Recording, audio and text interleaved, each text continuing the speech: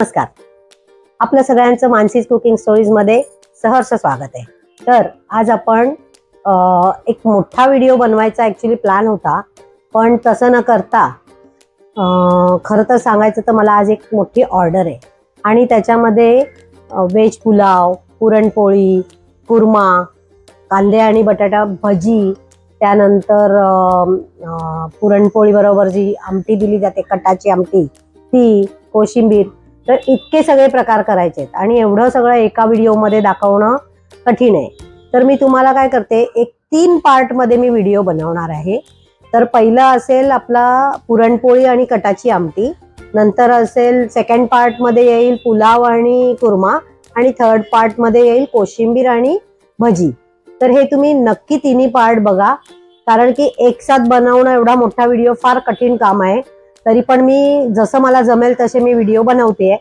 आणि लास्ट आपण जो एक मोदकांचा व्हिडिओ बनवला होता, शॉर्ट्स होते, पण आज त्या व्हिडिओला 2,87,000 व्ह्यूज आलेले आहेत.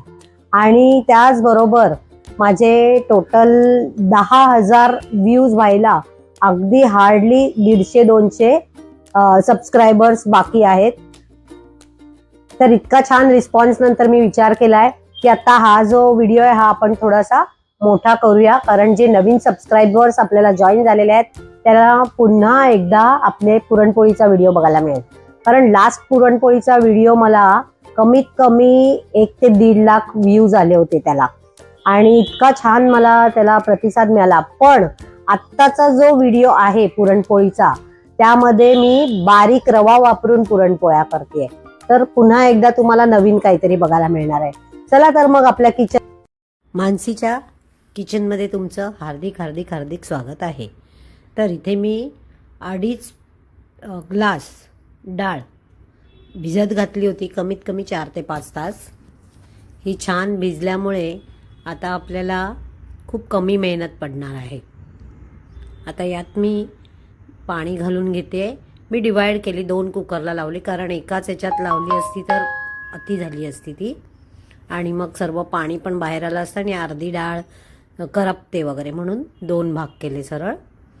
यामध्ये मी पाणी घातलंय, त्यानंतर तेल घालून घेतलंय आणि थोडंसं तेल हातावर घेऊन झाकणाला लावलंय. थोडंसं शिटीमध्ये वगैरे पण टाकलं की जेणेकरून आपलं जे पाणी याचं बाहेर येतं ते येऊ नये म्हणून.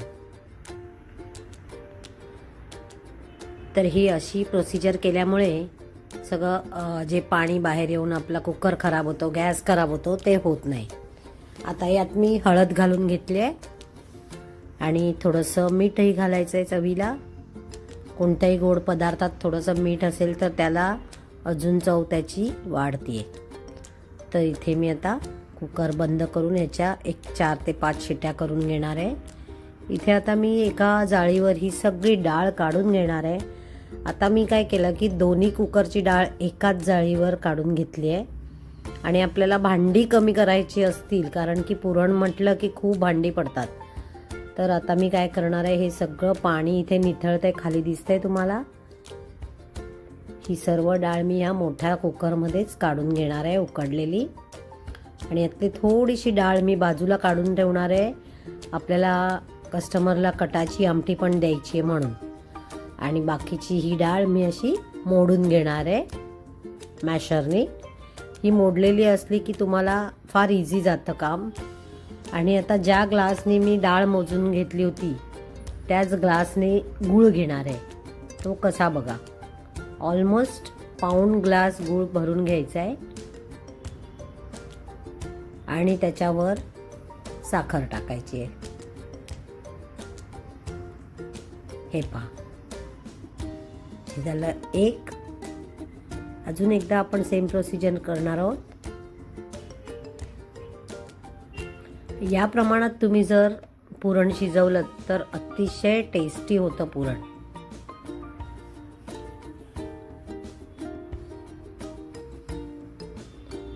इथे साखर, हे झालं 2 आणि अर्ध.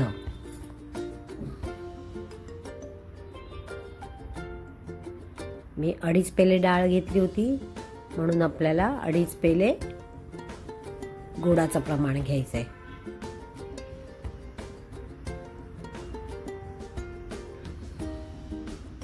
असा गूळ तुमचा कायम चिरलेला घरात असला की ऑर्डर आली म्हणा, किंवा म्हणजे जे ऑर्डर घेतात त्यांच्यासाठी मी सांगते, किंवा बाकीही घरामध्ये आपल्याला पटकन काय करायचं असेल तर गूळ असा चिरलेला नेहमी असावा, मग आपली कामं फास्ट होतात.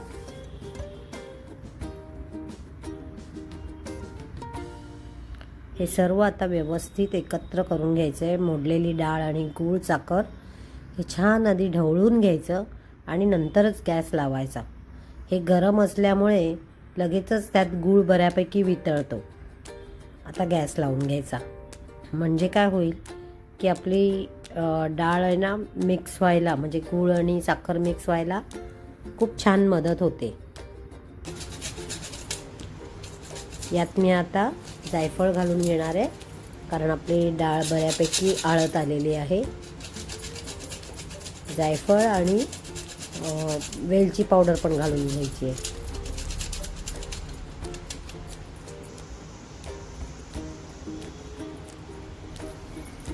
हे सर्व आपल्या आवडीनुसार आपण घालू शकतो. आणि हे सर्व छान पुन्हा एकदा परतवून घ्यायचं आहे. थोडीशी डाळ अजून घालायची आहे, म्हणजे पाणी आळायचं आहे.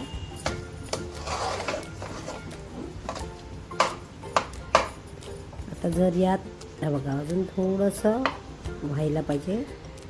इथे हा कालथा उभा राहतोय म्हणजे आपली डाळ शिजलेली आहे.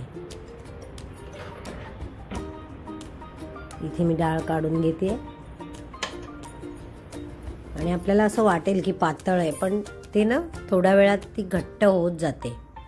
आणि तुम्हाला एक छोटीशी टीप द्यायची आहे मला, की जर पुरण पातळ होत म्हणजे घट्ट होत नसेल, पातळच राहिलं असेल, तर आपण त्याच्यात एक अर्धा चमचा शिजत असतानाच बेकिंग सोडा घालायचा, म्हणजे आपलं पुरण लवकर आळतं. हे पहा, इथे मी असं आता पुरण करून घेते. सगळं मी मॅशरनीच करते, म्हणजे भांडी कमी पडतात, त्यातल्या त्यात आपलं सगळं होऊन जातं. आता इथे मी रवा भिजत घालते. 1 वाटी आपण इथे रवा घ्यायचा आहे.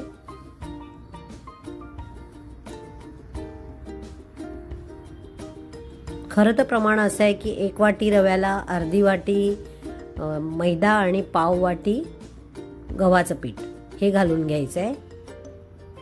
पण यांना मैदा जास्त नको हवा होता आणि गव्हाचं पीठ हवं होतं, म्हणून मग मला थोडंसं या प्रकारे करावं लागलं. पण अशाही पोळ्या छान होतात, पण त्याचा रंग थोडा काळपट येतो. आणि जर तुम्ही रवा आणि मैदा घालून केला आणि फक्त थोडंसं बाइंडिंग पुरता गव्हाचं पीठ घातलं तर त्या पोळ्या खूप जास्त छान होतात. यात मी हळद घालून घेतली आहे. बाकी काहीही घालायचं नाही आहे. साध्या पाण्याने भिजवायचं आहे आपल्याला, म्हणजे रवा, मैदा आणि गव्हाचं पीठ, हळद यामध्ये आपण साध्या पाण्याने हे भिजवून घ्यायचं आहे. मीठ आत्ता घालायचं नाही आहे आपल्याला. रव्याच्या पोळ्या करताना नेहमी लक्षात ठेवा, मीठ आधी अजिबात घालायचं नाही.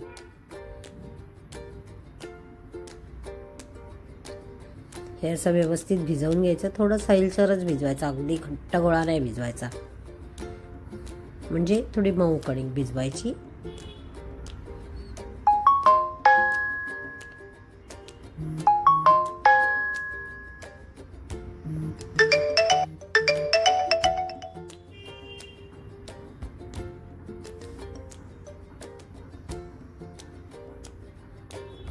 आता ही भिजवून झाल्यावर आपण एक कमीत कमी हिला अर्धा तास आहे ना झाकून ठेवून द्यायची आहे.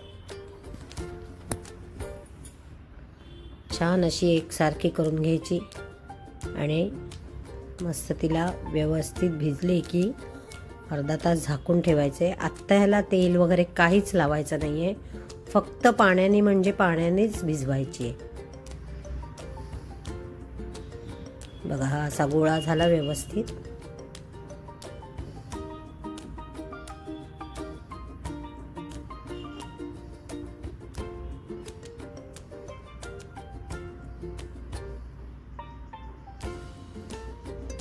इथे मी हे झाकून ठेवते. आता एक साईडला आपण आमटीची तयारी करूया. इथे मी तेल घातलंय, फोडणीला जिरे मोहरी घालायचे आणि माझ्या आवडतं हिंग घालायला विसरायचं नाही.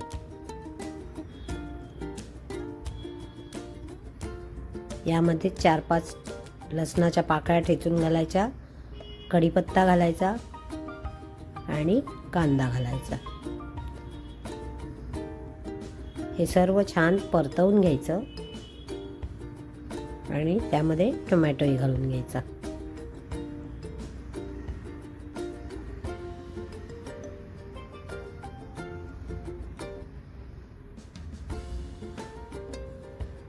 यात थोडंसं मीठ घालून घ्यायचं म्हणजे लगेच सर्व मऊ होईल. पुन्हा एकदा ढवळून घ्यायचंय. आता यामध्ये हळद, लाल मिरची पावडर, तिखट आपल्या आवडीनुसार घालायचंय.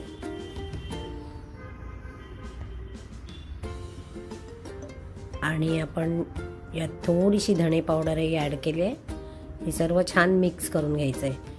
मी तुम्हाला मगाशी ॲक्च्युली दाखवायला विसरली की आपण जे पुरण केलं आणि तो कुकर होता त्याचं पाणी व्यवस्थित सगळं धुवून घ्यायचं आणि तेही आपण ह्या आमटीत यूज करायचं आहे. म्हणजे कुकरला जे लागलेलं असते सगळी डाळ किंवा गोड म्हणजे पुरण ते सर्व व्यवस्थित धुवून घ्यायचं.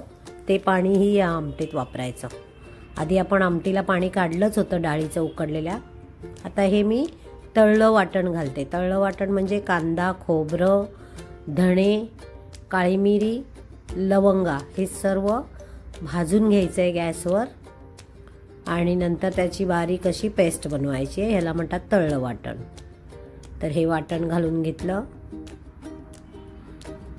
आणि आता यामध्ये ही आपण जी डाळ बाजूला काढून ठेवली होती, डाळ आणि पुरणाचं म्हणजे याचं पाणी, ते सर्व मी एकत्र घालून घेते. हे पहा. आणि ती चण्याच्या डाळीचं जे पाणी निघतं त्यामुळे ती आमटी अशी घट्ट अशी होते छान. खूप सुंदर लागते ही आमटी. आता यामध्ये आपण सर्व हे पाणी धुवून वगैरे हे सगळं मिक्स करून छान हे तयार केले. आणि यामध्ये आता आपल्याला थोडे 2 कोकमाच्या फोडी घालायच्या आहेत कारण टोमॅटो तेवढासा आत्ता हल्ली आंबट तेवढे मिळत नाहीत म्हणून. आणि भरपूर कोथिंबीर घालायची आणि एक उकळी काढून छानपैकी आपली आमटी तयार. तर कशी वाटली आमटी सांगायला विसरू नका. आता ही आमटी आपण साईडला करून इथे आपण पोळ्या करायला घेऊया. किती छान रंग आलाय माहिती आहे आमटीला आणि इतकं मस्त अगदी सुगंध दरवळतोय ना आमटीचा. असं वाटतंय गरम गरम भात आणि खावं आमटी. तर आता आपण एका छोट्या प्लेटमध्ये पाणी, मीठ आणि तेल घालून घेतोय. ही तयारी आपण करतोय आपलं पीठ जे आपण भिजत घातलं होतं विदाऊट मीठ आणि तेल, त्याच्यासाठी आपण हे तयार केलंय. आता यामध्ये याच पाण्याने आपण तेल पाण्याचा हात घेऊन हे पीठ पुन्हा व्यवस्थित भिजवून घ्यायचंय आणि चांगलं आपटून त्याला असं तयार करायचंय जेणेकरून त्याला छान तार सुटली पाहिजे. आणि हे भिजवून झाल्यानंतर पण पुन्हा आपल्याला कमीत कमी अर्धा ते 1 तास ठेवायचं आहे जेणेकरून त्याला मस्त तार सुटेल आणि आपल्या पोळ्या अगदी खमंग खुसखुशीत होतील. सर्व पीठ भिजवण्यावर आहे.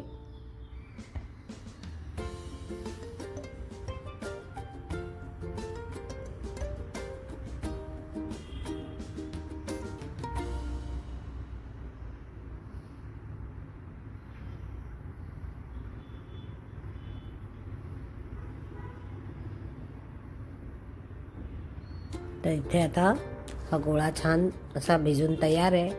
हे जितकं पाणी ते घेईल ना शोषून तेवढं घेऊ द्यायचं आणि छान गोळा भिजवायचा कारण रवा असल्यामुळे ते पाणी भरपूर शोषून घेतं आणि मला परात नेहमी क्लीन लागते.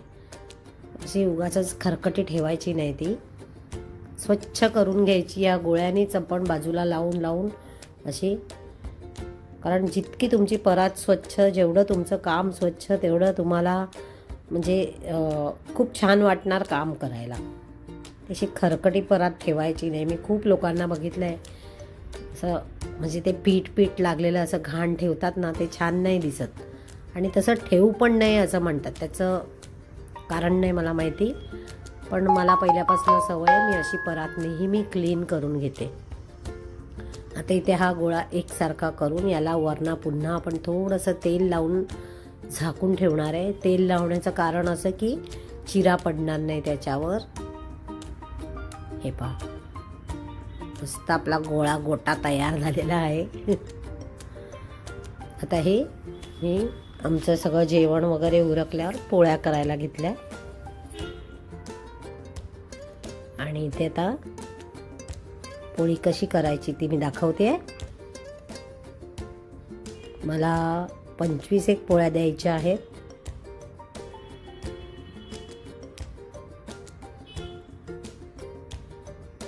पीठ इतकं छान झालं आहे, हे बघा, मस्त तार सुटली आहे.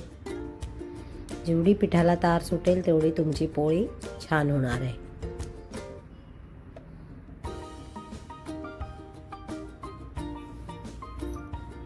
असा गोळा करून घ्यायचा आहे.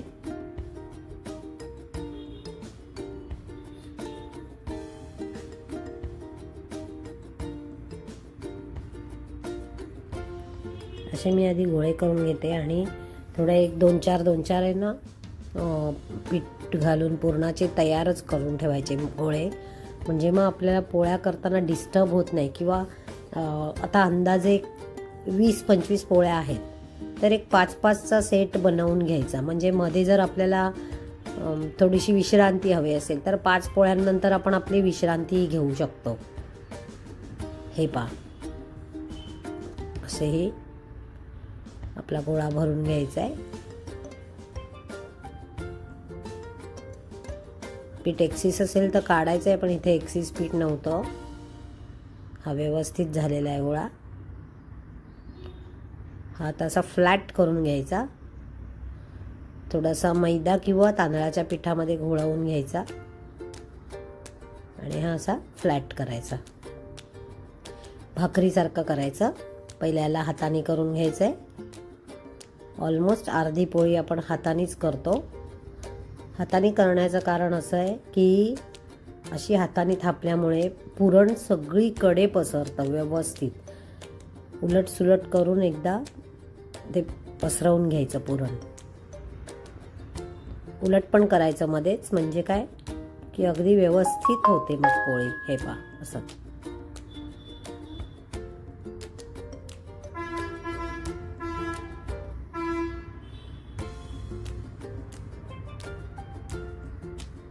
पुन्हा एकदा उलट करून घ्यायचे आणि लाटून घ्यायचे.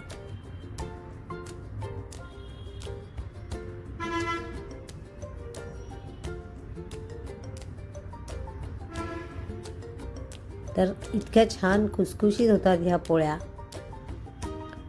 हे बघा, आता इथे माझी थोडीशी ही चिटकली, पण त्याला घाबरायचं नाही,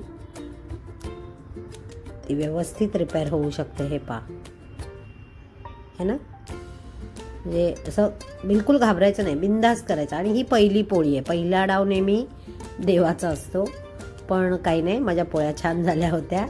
थोडंसं हे एवढंच अगदी वाटलं मला पहिले स्टार्टिंगला, पण एकदा पहिल्या 1-2 पोळ्या त्रास पण होतो आणि एकदा व्हायला लागलं, आपली भट्टी जमली की छान पोळ्या तयार होतात. तुम्ही याप्रमाणे करून बघा आणि मला कळवायला विसरू नका तुम्हाला हा आवडला का व्हिडिओ, आणि तुम्हाला अशा पोळ्या जमल्या का किंवा टेस्टला कशा लागल्या हेही मला नक्की कळवा. असं आपल्याला वाटतं की पुरणपोळ्या करणं फार कठीण आहे वगैरे, पण एकदा तुम्हाला जमायला लागलं की मग खूपच मजा येते. इथे आपला तवा तापलेला आहे, त्याच्यावर आता तेल घालून घेणार आहे मी. पहिले 1-2 पोळ्या होईपर्यंत त्याचे खूप लाड करावे लागतात, कुरवाळावं लागतं. मग एकदा तव्याची पण भट्टी जमली की छान पोळ्या व्हायला लागतात. त्यामुळे अगदी बिनधास्त करायचं. ते मी आता ही पोळी घालून घेतली. हिला वरूनही तेल लावायचं आणि हां, रव्याच्या पोळ्यांना तूप लावायचं नाही तर तेल लावायचं. हे नेहमी लक्षात ठेवा. आपण जे बाकीच्या गव्हाच्या किंवा मैद्याच्या करतो त्याला आपण तूप लावतो, पण या पोळ्यांना तेल लावायचं.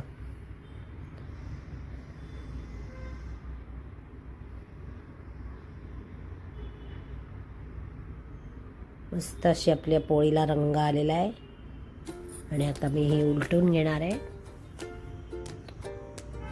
पुरणसुद्धा अगदी व्यवस्थित मी दणदणीत भरलंय बघा, है ना. किती छान झाली आहे बघा पोळी.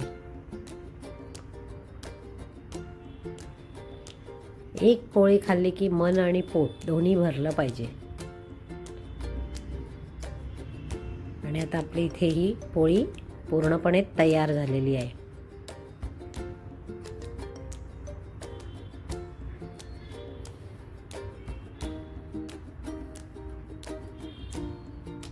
हे पहा, है ना छान. तर या माझ्या अशा इथे 20-25 पोळ्या तयार झालेल्या आहेत आणि आता ह्या मी सगळ्या पॅकिंग करून पोचवणार आहे. हाय गाईज, तर कशी वाटली आजची तुम्हाला ऑर्डर माझी. आता मी ही ऑर्डर 3 पार्टमध्ये दाखवणार आहे. मला कस्टमरचा मेसेज पण खूप छान आला. त्यांना पुरणपोळ्या तर भयंकर आवडल्या आणि जेवण त्यांच्या ग्रुपला फार आवडलं. एक साधारण 10 ते 12 लोकांचं जेवण मी केलं होतं आणि हीच माझी पोचपावती आहे की कस्टमरला समोरून जेवण आवडतं आणि ते जेव्हा आपल्याला मेसेज करतात त्यावेळेस जो आनंद असतो तो कुठच्याही काय म्हणतात पैशात मोजता येणार नाही किंवा काही नाही. त्याचं जे सुख आणि म्हणजे जो आनंद असतो ना तो माझ्या लेखी खूप मोठा आहे. म्हणजे मी ते पैशामध्ये तो ही जी आपली आजची ऑर्डर झाली ही मी तुम्हाला म्हटल्याप्रमाणे 3 पार्टमध्ये दाखवणार आहे. तर पहिला आपला पुरणपोळीचा तो तुम्ही बघितलाच आता. सेकंड पार्ट असेल तो पुलाव आणि भाजी आणि थर्ड पार्टची साईड डिशेस होत्या म्हणजे कांदा भाजी, बटाटा भाजी आणि कोशिंबीर वगैरे. तर असे 3 पार्ट आहेत. तुम्ही नक्की बघा, भरभरून लाईक, शेअर, सबस्क्राईब करा. वेळ जाते. माणसं असू दे 10-12 त्याच्याबद्दल काही नाही. 10 माणसं असो किंवा 50 माणसं असो, जेवण करायला वेळ तेवढाच लागणार आहे. त्याचं कारण असं की जी ऑर्डर कालची मला मिळालेली होती ती थोडीशी म्हणजे पुरणपोळ्या, पुलाव, कुर्मा असं वेगळं वेगळं होतं. एक आपल्याकडे एक पद्धत असते की यासोबत हे खाल्लं जातं. तर ऍक्च्युली माझ्या ज्या क्लायंट आहेत खरं तर त्या माझ्या टीचरच आहेत. मला त्या 7वी 8वीला हिंदी शिकवायला वगैरे होत्या. तर त्यांनी ज्या मला प्रकारे ऑर्डर दिली मी त्यांना कन्व्हिन्स करू शकले नाही, कारण रिलेशनमध्ये येतं गुरु शिष्याचं. तर मी त्यांना कन्व्हिन्स करू शकले नाही की मॅडम तुम्ही हे घ्या, हे घ्या, हे घ्या. त्यांना जे हवं होतं ते मी त्यांना बनवून दिलं आणि मग ते थोडंसं आडनिडं होती ऑर्डर कालची. तर मला तेवढं म्हणजे पुरणपोळ्या पण आपल्या झाल्या पाहिजेत आणि कुर्मा आणि आमटी मी आधी बनवून घेतली म्हणा, पण भजी किंवा पुलाव हा गरमच हवाय. तर दोन्ही एवढं म्हणजे शफलिंग होत होतं आणि एवढी धावपळ होत होती. पण त्या ह्याच्यात आम्ही सगळं मॅनेज केलं आणि टाइम टू टाइम त्यांना 8-8:30ला ऑर्डर जशी हवी होती तशी मी त्यांची पोस्ती केलेली आहे. अर्थात ती पोस्ती करण्याचं काम माझे मिस्टर, खरंच खूप मोठा महत्वाचा त्यांचा एक हा भाग असतो की काही वस्तू माझ्या संपल्या तर पटकन ते अवेलेबल करणं आणि माझ्या ऑर्डर पोहोचवणं, ह्या 2 गोष्टी पण फार महत्वाच्या आहेत आणि ते मला नेहमीच देवासारखे पाठीशी उभे राहतात. म्हणते ना मी नेहमीच की स्वामी माझ्या पाठीशी आहे, त्याच प्रकारे माझा नवराही माझ्या तेवढ्याच ताकदीने पाठीशी उभा असतो आणि त्यामुळेच मी एवढ्या ऑर्डर्स करू शकते आणि भरभरून मी तुमच्यासाठी शूट करून, तेवढ्याच गोंधळात मला शूट करून तुम्हाला ह्या सगळ्या ऑर्डर्स मी कशा पूर्ण करते हेही दाखवायचं असतं. कधी कधी कॅमेरा ऑन करायचा राहून जातो गडबडीत किंवा काय, तर ते तुम्ही मला समजून. आणि लाईकची मी आतुरतेने वाट बघते, कारण तुम्ही मायबाप प्रेक्षक जेव्हा आम्हाला ही पावती द्याल, लाईक करून पावती द्याल किंवा मेसेजेस कराल, हीच आमच्यासाठी कमाई असते मोठी. तर बघा चला, मानसीज कुकिंग स्टोरीज आणि तुम्हाला काय काय डिश बघायला आवडतील हे मला नक्की नक्की नक्की कळवा. आणि मी तुमचे सर्वांचे धन्यवाद मानते. तसंच आता मी रजा घेते कारण की मला जरा बाहेर जायचं आहे, त्याची मला तयारी करायची आहे त्यासाठी. तर भेटूया आपण पुढच्या भागामध्ये. धन्यवाद.